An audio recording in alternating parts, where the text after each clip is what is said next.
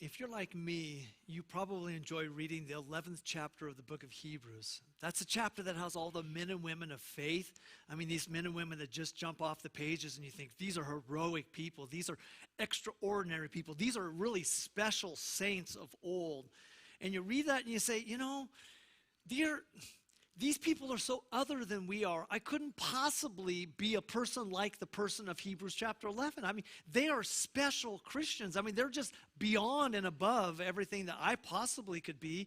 And I'm in awe of them.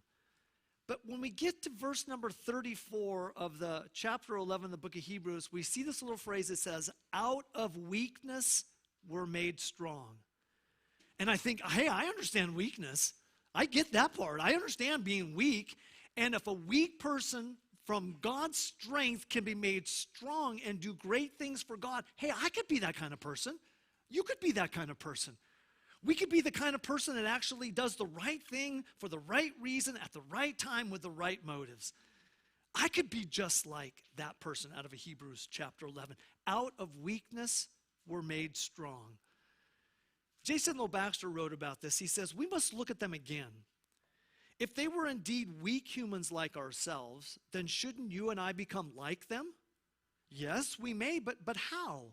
Well, in those Old Testament worthies, we see the triumph of a certain principle, which must also triumph in you and me. It was the triumph of the faith principle. Out of weakness were made strong by a faith which lifted them above the merely human. Is the writer thinking specifically of Job and Hezekiah when he says, out of weakness we're made strong? Or do the words cover a wider field, Moses, Gideon, Jeremiah, and others? Isn't this the story of every human soul which has risen to a life of victorious godliness, and of every Christian worker blessed in service for Christ, and of every righteous cause which has been won on its way to victory? Out of weakness we're made strong. And I'm thinking, this is the man Nehemiah. Out of weakness, he was made strong. He realized his position before God, and out of this weakness and out of this burdened heart that God is placing upon him, he moves forward to act, to do the right thing. To do the right thing. In Nehemiah chapter 2, what we're going to see is that God honors Nehemiah's burden for Jerusalem, giving him wisdom, strength, discernment, and passion to fix the problem. Now you can notice that statement was written by a man, me, because I put in fix the problem. Somehow us men think we always have to fix the problem. But that's what Nehemiah sees. He sees a problem, he knows what's the right thing to do, and he's going to act based on God's strength and God's wisdom to do the right thing. Just to do the right thing. Last week we talked about this burden that Nehemiah had, and the question I had this week when I was running, and Teresa and I talked about this a little bit, and the question is, where did this burden come from? Was it that Nehemiah just was passive and God from the outside went, whoop, here's a burden, now live with it? Did it come like that? Or it could have been that Nehemiah was so in tune with the Spirit of God and the working of God in this world that when he saw something that burdened the heart of God, he himself was burdened likewise.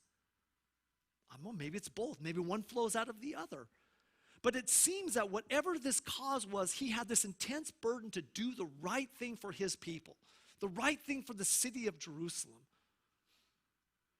So while fulfilling his job as cupbearer, that's what we saw last week, his last statement was, I'm a cupbearer to the king.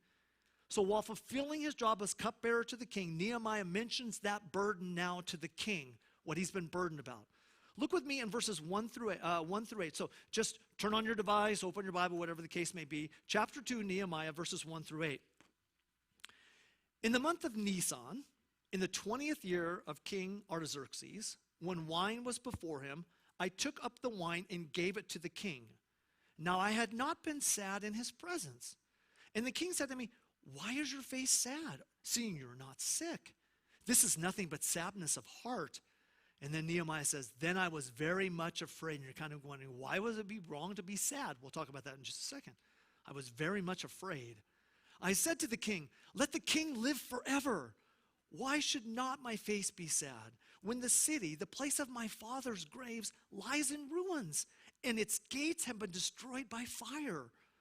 Then the king said to me, what are you requesting? So I prayed to the God of heaven. He sent up this quick prayer. I prayed to the God of heaven, and I said to the king, if it pleases the king, and if your servant has found favor in your sight, that you send me to Judah, to the city of my father's graves, that I may rebuild it. And the king said to me, the queen sitting beside him, how long will you be gone, and when will you return? So it pleased the king to send me when I had given him a time. And I said to the king, if it pleases the king, let letters be given me to the governors of the province beyond the river, that they may let me pass through until I come to Judah. So permission to pass through territory granted by the king of Persia. And a letter to Asaph, the keeper of the king's forest, that he may give me timber to make beams for the gates of the fortress of the temple, and for the wall of the city, and for the house that I shall occupy. And the king granted me what I asked, for the good hand of my God was upon me. So here's the request. Now he finally comes to the time of offering the request. So Nisan, we're told, we're given a time frame here. Nisan is the beginning of the year, the new year in the Jewish calendar. A new year is now started. And what we see now when we look back to chapter 1, it has been 4 months.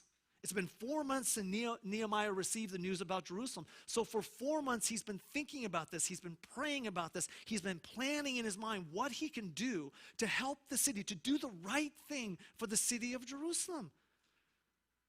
It's been 4 months. And during the 4 months, he was praying and he was planning so that he would be ready when God sent him. So he was saying, okay, God, I'm not sure when I'm supposed to go, but I know this burden is there. It maybe originated with me. Maybe it came from you. Maybe it was bolstered by you. Whatever the case is, I love this city and I've got to see it restored. I've got to do the right thing. And so he's been praying and he's been planning for 4 months. J. White notes, prayer is where planning starts.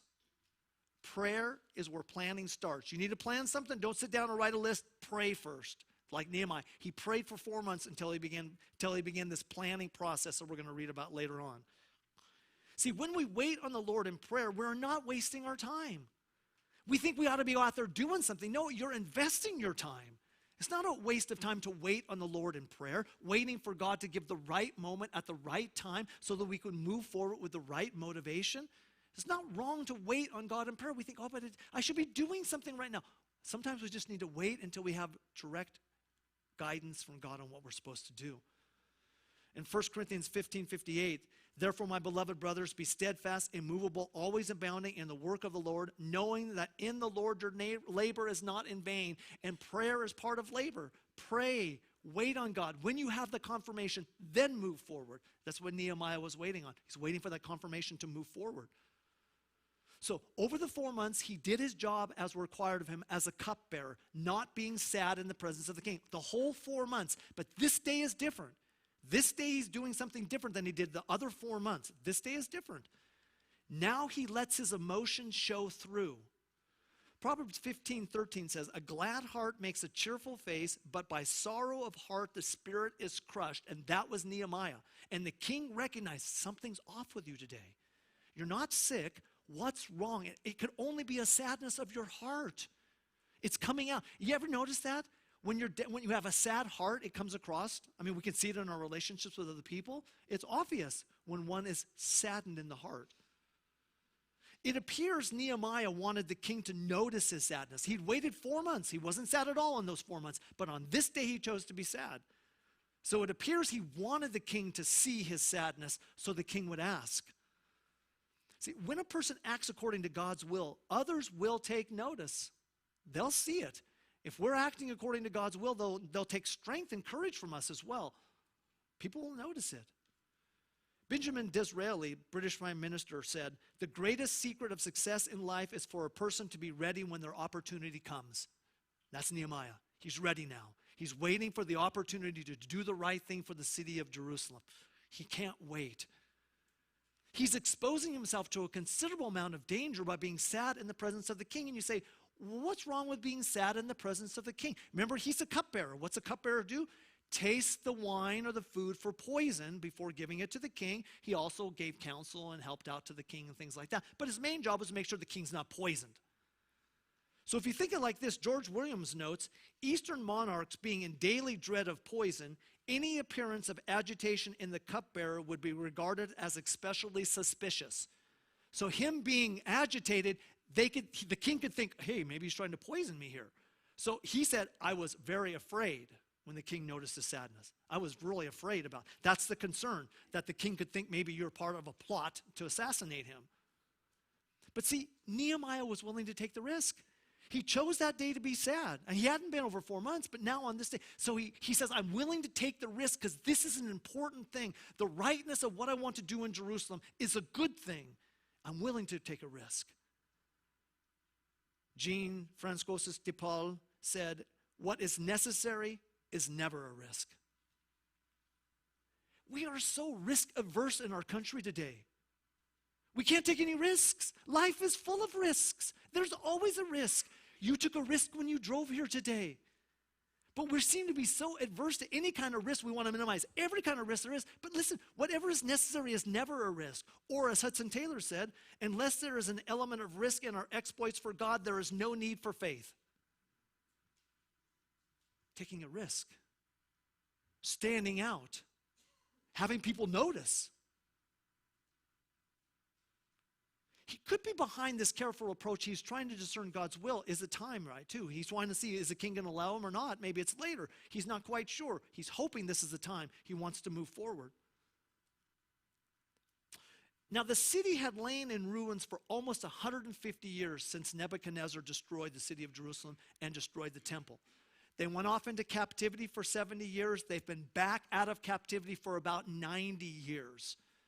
So the city has been desolate for 150 years, and for the last 90 years, when God released them from exile, he told them to go back and build the city. He told them to go back and build the temple, because what was Jerusalem? The place where God put his name.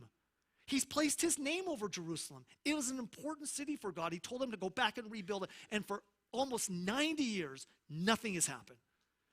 All the people in power in that region, probably Sanballat, the governor of Samaria, Tobiah, who we read about here, and other officials did absolutely nothing for the city of Jerusalem for 90 years. In particular, for the whole generation. 90 years. They did nothing. They didn't care about Jerusalem. They absolutely did not care to do the right thing, and the right thing was to build back up Jerusalem, just like God said that they were to do. They did not care to do the right thing. But through Nehemiah, through his actions, we're going to see here in the next section of text, he rallies the people together for a righteous cause. And what is the righteous cause? The right thing to do was to build the city of Jerusalem back up. So he motivates the people for a righteous cause, and the people band together for this righteous cause and move forward and say, we're going to do it. Yes, we can do this. But for 90 years, they had done nothing, and the people in power did not care. There seems to be something moving today in America.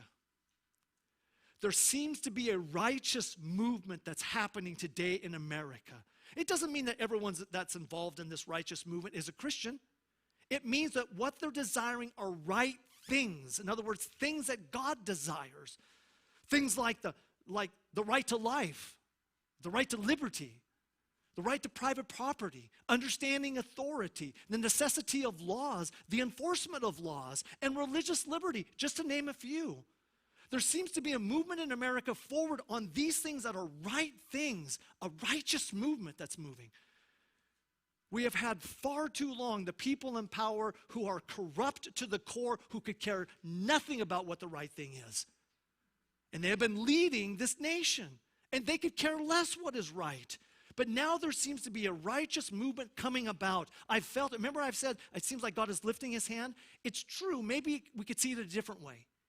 Maybe we could say it like this. God is on the move. There is a righteous movement starting, and evil is being exposed as evil it is, and it doesn't like that, and it's fighting back. That, I think, is another way we can describe what's going on. There is a righteous movement, people wanting to do the right thing in America. Nehemiah himself was a true patriot whose dreams of the past gave him motivation for the future that lay ahead for the city of Jerusalem.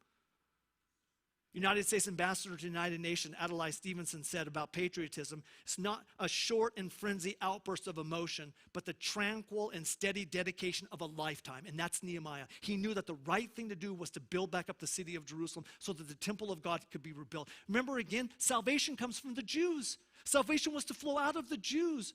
God's commandments, God's laws, God's precepts were to be preached to the entire world so they too would know God and trust him. But it comes from Jerusalem. This is Nehemiah that says, this is important. I've got to do this. So he gathers up in a flash all of his prayers of the past 4 months, and he utters up a prayer to God, this short little quick prayer. Well, you know, you've done them before too. Those short little quick prayers before up to God. See, quick prayers are possible and valid if a person has prayed sufficiently beforehand. Don't wait till the moment and shoot up a quick prayer when you haven't prayed ahead of time. Pray ahead of time, and then shoot up that quick prayer to God. In this case, Nehemiah's prayer is evidence of a life lived in constant communion with God. Most natural thing for him to do was to pray. So he prays. So after the king says, okay, fine, you can return. Give me a time that you're going to come back. And actually, I don't know the time. The time isn't said in the Bible. We know later on he spends 12 years at first in Jerusalem before he goes back to the king. So I don't know what time frame he gave him, but the king said, okay. But then he says, I need a couple of other things. I need passage so I can get there and not be molested by robbers or anything like that. And I need then timber. I need to be able to rebuild the wall, rebuild the temple, rebuild the house that I'm going to stay in. So I need these two things. So he asked for further requests. I need some more help. See, Nehemiah understood that the success of his mission depended completely on God. God had to act on his behalf to do the right thing. And their dependence was not to be on their abilities, human resources, or personal genius. Their hope was in the God of heaven. That he was going to act as Nehemiah was going to do the right thing for the city of Jerusalem.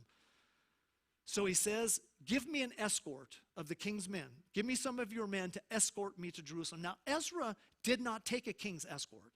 Ezra said, we don't want anyone to think that our God cannot protect us. We don't need your escort, king. That's fine. It was okay. But Nehemiah says, I need your escort. I need it because I know there's going to be opposition when I come into the land. You're granting me governorship of this area, and they're not going to like it, so I'm going to need your help. So he says, I need your help. So the king sent some men with him. Now, God's work and our planning are not contradictory. God's work and our planning is not contradictory. Look at verses 9 through 20, the rest of the chapter. Then I came to the governors of the province beyond the river Jordan, and gave them the king's letter.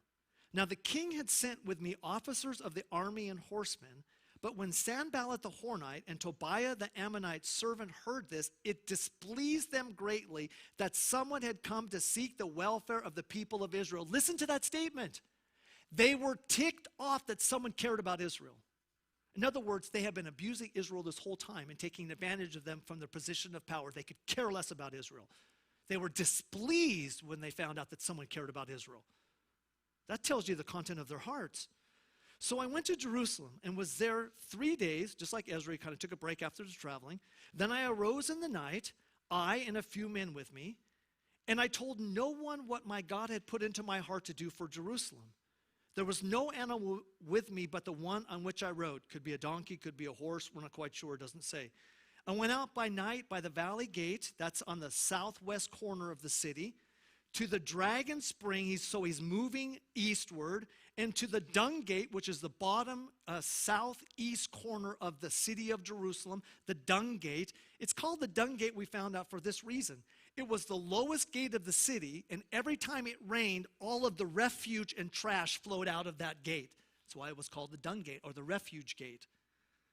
So he went down through the refuge gate, so he's moving from the west to the east. And I inspected the walls of Jerusalem that were broken down and its gates that had been destroyed by fire. Now he's moving northward. And when I went on to the fountain gate and to the king's pool, but there was no room for the animal that was under me to pass. In other words, the wall had fallen down, and he couldn't go close against the wall because all the rubble was on the ground, so he had to go way around into the Kidron Valley up northward as he's traveling further on. Then I went up in the night by the valley and inspected the wall, and I turned back and entered by the valley gate. So he comes back in the same direction that he traveled, just reverses travel back through the valley gate, and so returned. And the officials did not know where I had gone. The people in power did not know where I had gone or what I was doing. And I had not yet told the Jews, the priests, the nobles, the officials, and the rest who were to do the work. He had told no one what he's doing. It's all in secret. Then I said to them, in other words, after he's all finished, then I said to the people, you see the trouble we are in, how Jerusalem lies in ruins with its gates burned. Come, let us build the wall of Jerusalem, that we may no longer suffer derision. And I told them of the hand of my God that had been upon me for good, and also of the words that the king had spoken to me. And they said, let us rise up and build. One man motivates an entire city to do what is the right thing. So they strengthened their hands for the good work. But when Sanballat the Horonite, and Tobiah the Ammonite servant, and Geshem, so we have a new person that's an opposer, the Arab, heard of it, they jeered at us and despised us and said, what is this thing that you are doing? Are you rebelling against the king?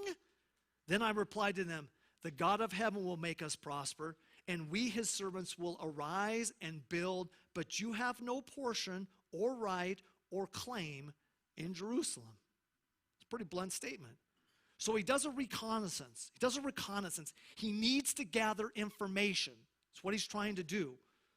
See, hard work alone will not guarantee success. It must be done in the right way, at the right time, and in the right motivation. So it seems to be that Sanballat and Tobiah were the main oppressors, main opponents of Nehemiah. Now we're added Geshem, another person who's an opponent as well. So 3 powerful opponents against Nehemiah. If you think about it, we talked about this last week. When you take power away from people in power, they do not like it. They will hate you for it. So they are opposing what he's doing because they know he's taking power away from them. It's being put into his hand to do what is right, since they're not doing what is right.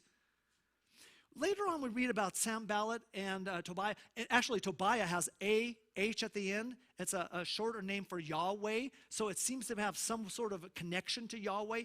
And Sanballat named his children with Yahwistic names, in other words, names referring to Yahweh. So you kind of wonder, maybe they were followers of Yahweh too. We're not sure. We don't know. But we do know what happened in that particular region after Assyria conquered northern Israel. 2 Kings 17:41. So these nations feared the Lord and also served their carved images. So get the picture. Assyria conquers northern Israel, takes them off into captivity. Assyria repopulates the land of northern Israel with their own people and people from other nations. They bring all of their gods in to northern Israel. They worship all of their gods, and they add Yahweh to their pantheon of gods. It's called syncretic word. It's all mixing them all together. That's what these guys did. Their children did likewise, and their children's children, as their fathers did, so they do to this day. The idea is that, so you have this big pantheon of let's cover all the bases, make sure we get all the gods covered so we don't miss anyone. That's their attitude. So it wasn't that they were specifically worshiping only Yahweh. They probably added him to other forms of worship as well. But it is likely that the opponents claim to be worshipers of Yahweh. In other words, hey, why are you opposing us? We're worshipers of Yahweh too. Opponents can come from your own camp, and those hurt the worst. Opponents on the outside that have nothing to do with us, those bother us, but from within, and they become opponents from within, those seem to really bother us more. John Calvin, writing of King David, said, the holy king was hurt more seriously by the envy and dishonesty of treacherous men at home than he was by the Philistines and other enemies who harassed him from the outside. So they're claiming to be part of what's going on, and really they have no part in what's going on, but they're claiming that, and the opposition seems to be coming from within. I don't know if we thought, he traveled from Susa, the citadel capital, the winter palace of the Persian kings, all the way to Jerusalem, which is 982 miles. 982 miles. So he just hopped on an airplane and flew to Jerusalem. No, wait, he can't, no, there's no airplanes. He got on a train and, no, wait, there's no trains. So he either went by camel, by horse, by cart, or by foot. And if 25 miles a day was the average number of day or time that you could travel, it took him at least 39 days to get to Jerusalem. That's not stopping to see Aunt Bertha along the way and spend a week with her. So at least 39 days to travel to Jerusalem. Now, he's coming from the palace of the king. You can't tell me that his quarters themselves are not luxurious. He is the cupbearer to the king. He has probably every luxury available to him in Susa the citadel. And now where does he find himself? Riding on a stinky camel or a stinky horse, sleeping in a tent at night with probably not the best things, and traveling and getting grumpy and tired. You know how it is when you travel.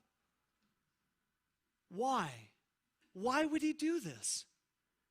Because he knew it was the right thing for Jerusalem. He knew it was the right thing that would honor God, to rebuild the city walls of Jerusalem. He was about to do the right thing, and he didn't care what he had to suffer on the way to do it, because he knew it was the right thing. That's him. So he goes out at night to get information. See, Nehemiah needed information so he could make good decisions. It's always good to have information to make decisions. Sometimes we don't have all the information we need. I understand that. We do the best we can in those moments. But the opportunity is to get as much information as we can before we make a decision. It helps us make better decisions. That's what Nehemiah wanted. He needed more information. A good leader does not rush into his work, but patiently gathers information firsthand and then plans a strategy, plans an attack, a way they're going to operate. He was aware that Sanballat and Tobiah had allies in the city, so he doesn't tell anyone that he's going. There are spies all around. He understands that. They have spies. You think that spies are new? They're not new. Spies have been around a long time. They have spies, so he tells no one when he goes. He's just gone. Nehemiah's sense of divine direction gave him confidence as he faced many problems and much opposition. In other words, he knew he was doing the right thing. And when you know you're doing the right thing, it gives you the confidence to move forward even when opposition comes. Even from within when opposition comes. When we know we're doing the right thing. A.C. Dixon said, when we depend upon organizations, we get what organizations can do. When we depend upon education, we get what education can do. When we depend upon man, we get what man can do. But when we depend on prayer, we get what God can do. And that's Nehemiah. Okay, God, it's time. We're acting, we're moving. I'm going to do the right thing. I got to do something. Here it is. Let's go. After he gathers up all the information, he comes back to his fellow Jews, whom he has said nothing to yet up to this point. This is what I plan to do. This is what God has placed upon my heart. This is the burden I have for you and for this city. We are going to rebuild the walls. And it seems like there was this joyous shout that went up. I mean, it doesn't say it in the text, but the implication is they were so excited that somebody finally cared about Jerusalem, cared to do the right thing for Jerusalem. And they're so excited. Yes, let's do it. There isn't these, no, I don't think so. It's like the 10 spies. 2 said, yeah, we can conquer the land. 10 said, oh, no, they're too big. None of that we don't read here in the text. Everyone's on board because they know it's the right thing to do. They know it's the right thing to do. For God works through people to accomplish his will when the good hand of his God was upon him. Just like Ezra 7:6. This Ezra went up from Babylonia. He was a scribe skilled in the law of Moses that the Lord, the God of Israel, had given. And the king granted him all that he asked. For the hand of the Lord, his God, was upon him. God is working now. He's on the move for the city of Jerusalem. Nehemiah discerned the proper time for the building project, and he knew how to motivate the leaders and the people. And now they have a shared purpose. They have a common goal to work together. It's something as amazing that happens when you get people together with a common purpose. You ever feel the energy, the excitement, the synergism we seem to build on each other because we have a common purpose going in the same direction? I've seen it to the negative too. The last 100 days we've seen it to the negative when people are gathered together for a common purpose, and in this case it's for destruction. But we know the power of people together for a common purpose. That's what's going on right here. Common purpose. Zig Ziglar said, the happiest people I know are those who are busy working towards specific objectives. The most bored and miserable people I know are those who are drifting along with no worthwhile objectives in mind. Nehemiah came to the people with compassion, realism, conviction, and faith, and God used him to motivate the people for the work ahead of them. Here's a man, one man, who changes everything in the city of Jerusalem. Why? Because he knew it was the right thing to do. And he knew he needed to act, and the burden upon his heart motivated him to move. And so he's acting on behalf of the people. B.Z. Bosker said, success comes to those who know that life is first born in thought, who seek the vision before the deed and conform the deed to the vision. A Christian leader must encourage trust in God by leading in faith as well as in action.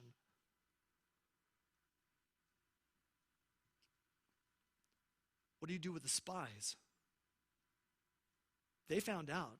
They went to Tobiah, they went to Sanballat, told them what Nehemiah had done. But just as soon as God's people step out by faith to do God's will, the enemy shows up and tries to discourage them. Mark it down. Write it in a book. Whenever you step out to do something great for God, I guarantee you opposition will rise against you. Count it. It will happen. And you know what? It doesn't matter. When the hand of God is upon us, it doesn't matter. Doesn't matter. The opponents of the work of God use ridicule as their tool to dishearten the people from building. They made fun of them. They ridiculed them. They talked about how stupid this is. Are you rebelling against the king? They knew they weren't rebelling against the king, but they used ridicule for it. Someone has defined ridicule as the weapon of those who have no other. Ridicule, the weapon of those who have no other. So they're making fun of them. Post something positive about God on Facebook, and guess what you're going to get? You're going to get a lot of ridicule. People will make fun of you. The opponents of this, they use this ridicule as their tool. And the leaders of the opposition group, did you notice what they said? Are you rebelling against the king? Isn't it interesting? Those people that are in power that are doing the wrong thing, they always tell us what the right thing is to do and what the wrong thing is to do, and they tell us don't do this and don't do that, and guess what? Those people in power are doing the exact same thing. Exactly what they're doing, but they're telling us, no, don't do this. But wait, you're doing the same thing. But instead of paying evil for evil, Nehemiah answered appropriately. He didn't repay evil for evil. He didn't lash out at Sanballat and Tobiah. Paul told the Thessalonians, see that no one repays evil, 1 Thessalonians 5:15. No one repays evil, anyone for evil, but always seeks to do good to one another and to everyone. See, Nehemiah did not argue with his opponents. Do you notice what he said? You have no part in this. That's all he said. He didn't ask for a discussion. He didn't ask for a debate. He simply stated the truth and let it stand. You have no part in this. He just trusted God to take care of it. You have no part in this. I have learned, and I'm learning still, it does not pay to argue with people on Facebook. Number one, they're not thinking. Most of them are not thinking. They're not being reasonable to begin with. It doesn't argue. Now, there's nothing wrong with stating the truth. There's nothing wrong with making a truth statement on Facebook and letting it stand and not arguing with anyone. This last week, I just simply made a truth statement about that I couldn't personally, I could not vote for anyone who endorses the killing of innocent human life in a mother's womb. I cannot personally do that. People wanted to argue with me. I wasn't about arguing. I simply was making a statement of what my opinion is, and it wasn't an argument. But people always want to argue with you. It doesn't pay to argue in the manner that they argue. This is what Proverbs 26:4 says. Answer not a fool according to his folly, lest you be like him yourself.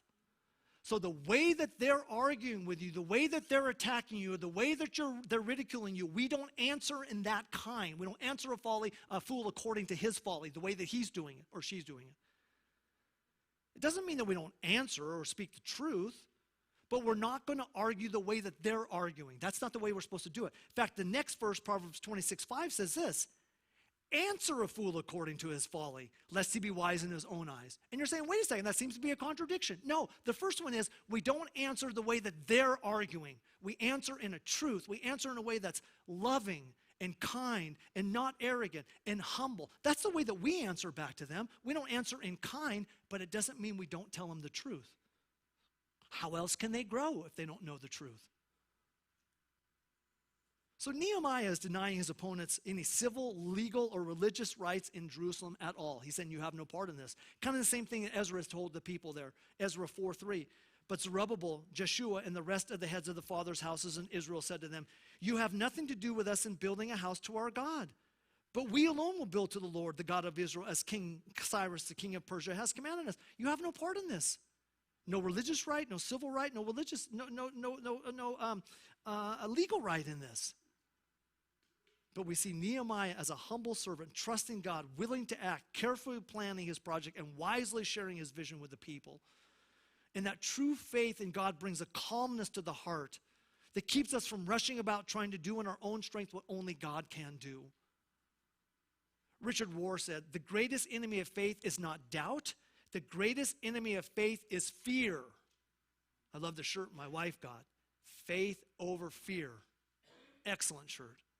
Seems like our society is living in fear today. The greatest enemy of faith is fear. Most of the world is controlled by fear, petty and big. Petty fears control people, great fears control nations. One person can make a big difference in this world. It did for Jerusalem in Nehemiah's day. It can happen again today in our world. Listen, we have been brought here. Medical Lake, state of Washington, the United States of America, in September 2020, for a reason. It is not an accident that you and I are here. God has known from the beginning of time that we would be alive at this moment, at this time in history, for a particular purpose. It is not an accident that we're here today. God has brought us to this point for a reason. We can look out around us and we can see all of the evil that seems to be out there. And the more that we study, the more we inform ourselves of what's going on in the world, whether it's about human sex trafficking around the world or pedophilia, all this. We just inform ourselves and we say, God, what do we do here? There is so much evil in this world. How can I, as one person, make a difference? How can I make a difference? Are we going to be those people who make a difference in this world? Are we going to trust God and have the good hand of our God upon us to do the right thing at the right time with the right motivation? There's a song I heard this week. Most of you probably know it. Many of you do at least.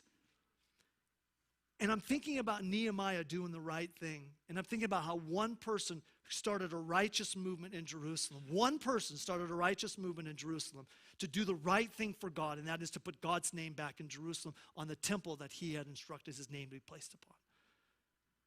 And I thought, this is exactly what I'm talking about. This is exactly what Nehemiah did. This is exactly what you and I need to hear. So I would like to read you the text of this song. You'll know it, some of you, when you hear it. It's by Matthew West. He said, I woke up this morning, saw a world full of trouble now, thought, how do we ever get so far down? And how is it ever going to turn around? So I turned my eyes to heaven. I thought, God, why don't you do something? You ever said that? I've said it. God, why don't you do something? Well, I just couldn't bear the thought of people living in poverty, children sold into slavery. The thought disgusted me. So I shook my fist at heaven and said, God, why don't you do something? God, look at the evil around us. God, would you do something, please? And he said, I did. I created you. I made you. And I brought you here for this time, for this purpose. If not us, then who? If not me and you, right now, it's time for us to do something. If not now, then when? When will we see an end to all this pain? Oh, it's not enough to do nothing. It's time for us to do something. I'm so tired of talking about how we are God's hands and feet, but it's easier to say than to be. Live like angels of apathy who tell ourselves, it's all right, somebody else will do something. Well, I don't know about you, but I'm sick and tired of life with no desire. I don't want a flame, I want a fire. And I want to be the one who stands up and says, I'm going to do something. I'm going to be the one person to start a righteous movement in this generation. I'm going to stand up and do something. We are the salt of the earth. We are a city on a hill. We're never going to change the world by standing still. No, we won't stand still. No, we won't stand still. No, we won't stand still. No. God is on the move. And a righteous movement is arising right now, and we are going to be part of the righteous movement. That is to do right things in this world. Right things, God's things in this world, things that burden the heart of God. It's time for us to do something. All of us. For this world that he has placed us in at this time in history. Let's pray. Father, we thank you for Nehemiah, one man against all of the opposition. One man who was burdened to do the right thing, your thing, what you desired to have done. And he didn't care what the opposition said. He knew that your hand was upon him. The hand of good God was upon him to do the right thing. God, we live in a society that evil is all around us. It is thick. It is in the shadows. It is being exposed, yes, today, but there's evil all around us. And you're calling us to do the right thing. The right thing. Your things in this world. We ask that your kingdom would be advanced, that many more people would come to a saving knowledge of Jesus Christ, and maybe we would be the instruments of that. That we would be the ones to go out and tell them about it so they too can know you like we know you. Whatever it is, I ask that you would use us to start a righteous movement in Medical Lake, doing the right thing for the right reason at the right time with the right motivation. Oh, Father, it's time for us to do something. Thank you. We pray in Jesus' name. Amen. As the worship team comes up now, we want to continue our time of worship by giving. So as the Lord leads you,